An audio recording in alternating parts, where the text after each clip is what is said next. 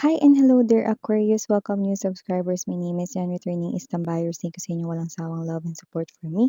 At kung hindi niyo pa pa the other channel, link is down below sa ating description box. So before we dive in your reading, Aquarius, let me just tell you guys na wala tayong gender dito. Babae, lalaki, LGBT, lahat ay welcome. Pwede rin pong switch yung mga roles dahil possible magkapalit-palit yan kasi general reading ito.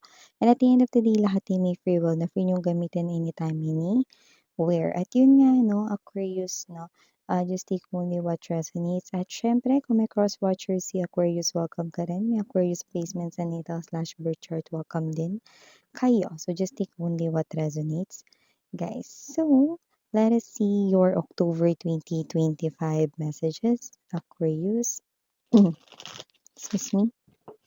Archangel Michael, thank you so much, Angel Guides. Can we get messages right here for Aquarius, please? What does Aquarius needs to know? Can you please show me? What does Aquarius needs to know for October 2025, please? Aquarius. Okay, so let's go ahead and check these messages para sa iyo, Aquarius. So guys, you do have here the energy of Six of Swords. Six of Cups. Could be seeing a lot of number 6, but doesn't have to be. Just take only what resonates. Two of Swords, Five of Coins, Knight of Swords, full card energy, Page of Cups, Eight of Cups, Six of Wands. Okay, so Aquarius, para sa inyong October 2025 messages, lumalabas rito 'no, na meron ditong someone na nahihiyang lumapit sa'yo. Parang may problema siya sa pera ngayon, okay? At itong problema niya sa pera ngayon 'no, ay posibleng ikaw yung huli niya rito 'no, na lalapitan dahil nahihiya siya sa'yo kaya triny niya muna or niya muna sa iba na lumapit 'no. Pero nakikita ko rito 'no, na walang magpapahiram sa kanya kung kaya't ikaw ay kanya ditong pupuntahan. Gayunpaman, kaya ikaw ay nasa huli ng listahan sapagkat itong tao na 'to ay nahihiya sa inyo 'no. Possible may atraso with the Five of Coins energy or merong blockage ng communication sa inyo. Puwedeng blinak siya or blinak ka niya, whatever the case may be 'no. Ta's parang may energy rito na nahihiya siya rito kasi nga naman kung may pag-block 'di ba parang ang kapal naman ng mukha nito, lalapit sa'kin tapos ano blinak niya ako dati or may ginawang kabalustugan 'to sa'kin, 'yan. Kung sino man siya, nasa huli ka ng listahan pero dapat nasa unahan ka, okey? Yun nga lang puwedeng dahil nga may atraso siya sa'yo, nahihiya siya rito, 'no? Kaya nakikita ko rito nasa huli ka ng listahan. Pero kahit nasa huli ka ng listahan, itong tao na 'to 'no, ay pupuntahan at pupuntahan ka pa rin kasi wala siya ritong malalapitan na talagang makatutulong or magpapahiram sa kanya ng pera. Doesn't have to be na papahiramin mo 'to kasi it's up to you pa rin naman 'yan. Pero lumalabas lang dito na lalapitan ka niya pero ikaw yung huli niyang lalapitan, okey? So, maliban diyan nakakuha rin tayo ng iba pang mga messages. Possible rito ano na may mag-confess rito ng nararamdaman niya for you. For some reason parang feeling pressured siya kasi siguro may iba kang nagugustuhan with the Six of Cups energy. Pero dahil ayaw niya na isuko itong kanyang feelings or nararamdaman for you, sasabihin niya pa rin ito. Parang ang tapang nito, kasi sa lahat ng ating nakukuha, 'di ba yung iba natatakot magbago yung feelings ng friend nila kung friend nila yung may gusto sa kanila, 'di ba? Kaya hindi umaamin. Ito mga babes 'no, parang may energy ng yung iba kasi sa inyo siguro may malapit na kayong sagutin o baka naman 'no, meron kayong boyfriend, girlfriend 'no, hindi pa kayo nakakasal pero maaaring nakakatunog ng proposal na itong person na 'to na may gusto sa inyo. So, ayaw niya rito na parang mahuli ang lahat ng wala siyang ginagawa. So, nakikita ko rito 'no, na siya ay pupunta sa inyo upang mag-confess ng nararamdaman para sa'yo. Bahala na kung maging awkward ka sa kanya 'no, kasi paano nga naman kung itong sasabihin niyang confession ay ang makapagpabaliktad ng situation, Dito, ayan oh, see, 'di ba? What if may chance nga naman, parang gano'n nasa isip niya, eh. What if may chance nga naman ta's hindi ko triny, eh, di sayang, ayan oh, may gano'n siya. Parang you only live once, parang bahala na basta magte-take ako ng risk, ano man yung mangyari, go, you know. Itutuloy ko pa rin 'to, So merong atapang-atao na may magko-confess ng feelings and emotions sa'yo, kung ikaw man ay in relationship or wala, may ibang nagugustuhan or may malapit ng sagutin or may malapit ka na rito maging girlfriend, boyfriend, o yung iba may malapit ka na maging asawa rito hangga't hindi pa huli ang lahat. Siya ay hahabol dito. Kaya pala hingal na hingal 'no, yung iba nakikita ko dito hindi ka niyan kakausapin sa phone lang, hindi rin ka niyan kakausapin sa text or chat lang 'no, personal para talaga mga babes na mapakinggan mo ng buo ang kanya ritong sasabihin sa'yo. Parang may energy diyan na ano, hindi na mahalaga kung ano ang maging reaksyon mo ngayon, ang importante maparating ko sa'yo na matagal na kitang minamahal, yun oh. Basta mga gano'n, okey?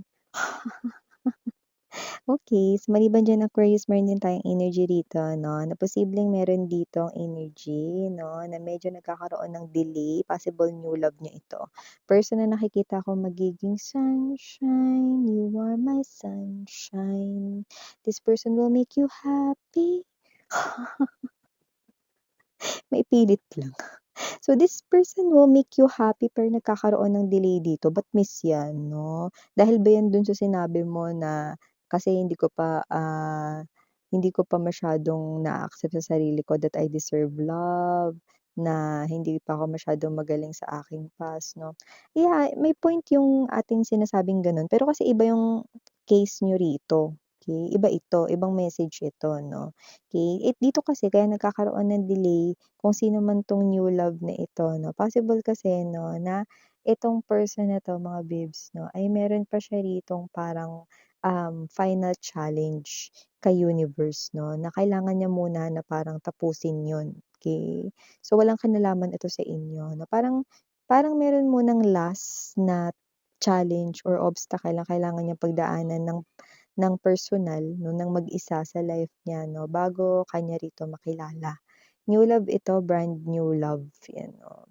So, parang kunwari, meron siya ritong kailangan mo ng harapin sa kanyang love life area, okey, or sa kung sinong ka-connect niya ngayon or meron mo siya kailangang harapin sa kanyang money area, 'yan. So, may gano'n muna siyang klaseng kailangang pagdaanan. Pero yung iba lumabas dito parang may issue sa family, kailangan mo ng maayos 'yun. 'Yan. So, maliban diyan, meron din ditong iba pang mga mensahe for you guys. May energy dito ng ex ninyo 'no, na possible rito na baka magtaka ka sa kanyang ikikilos 'no. Magkikita kayo ulit pero ba't ka magtataka sa kanyang ikikilos 'no? Maaaring ang tanong mo ngayon sa sinabi ko ay, "Ba't naman ako magtataka miss 'yan sa ikikilos niya?" Kasi kikilos siya rito ng parang walang nangyari. Kikilos siya rito ng parang happy-happy lang, "Uy, kamusta?" Yung parang tuwang-tuwa siya, yung ang saya-saya niya 'no, yung parang gano'n yung klase ng enjoy, parang parang ikaw mapapaisip ka, baliw ba 'to, loko-loko ba 'to, hindi niya ba alam na ako yung huli niyang naka-in relationship tapos ang laki ng kasalanan niya sa'kin, maaaring mapaisip ka ng gano'n 'no, bakit nga ba gano'n na para siya ritong parang wala lang, na parang binibiro-biro ka pa, na parang tatawa-tawa pa 'no, kasi alam mo kung anong totoong dahilan kung ba't ganyan ang kanyang magiging kilos 'no. Yung iba may kasama kayo 'pag nakita niyo siya, puwedeng other friends ninyo or katrabaho or siya yung may kasama na katrabaho or other friends 'no. Basta 'pag nakita ka niya, alam mo yung parang ang daldal niya, tapos parang ang saya-saya niya 'no, ta's parang binibiro-biro ka pa niya, na parang wala lang, 'di ba? Yung parang wala siyang ginawang kasalanan sa'yo. Pero ang totoo dun is that this person with the Page of Cups energy and there's this Eight of Cups, okey? Sa kanya ritong loob-loob 'pag binuksan mo yung kanyang internal,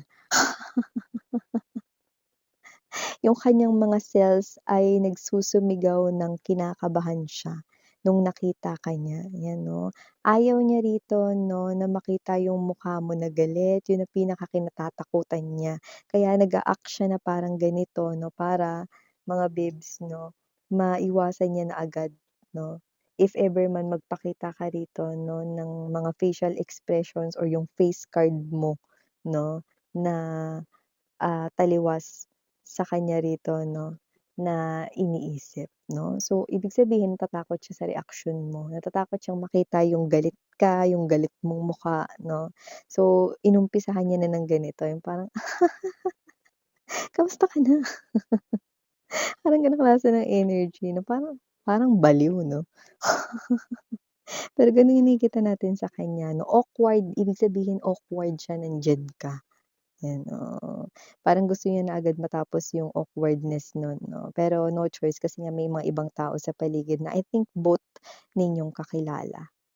Okey, parang ang energy niya hibang, sana tumahimik na lang siya 'di ba or sana, at 'wag na lang siya magsalita dito 'no, sa October kasi, parang mas lalo siyang mukhang baliw, 'di ba?